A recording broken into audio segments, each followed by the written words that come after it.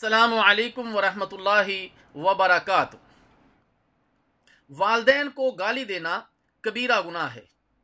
प्यारे नबी सल्लल्लाहु अलैहि वसल्लम का फरमान है, आदमी का अपने वालिदैन को गाली देना कबीरा गुनाह है।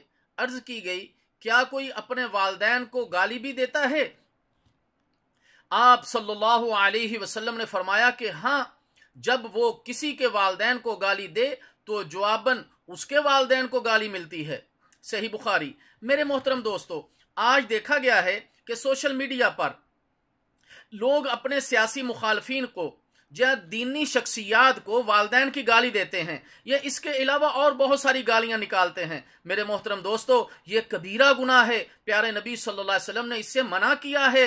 अल्लाह ताला जल्ला शानु से दुआ है कि अल्लाह ताला हम सब को, खास तौर पर नौजवानों को, ऐसी कभी बड़ी गुनाह कबीरा से बचने की तौफीक अता फरमाए। वस्सलामु अलैकुम वरहमतुल्लाहि वबरकातुहू।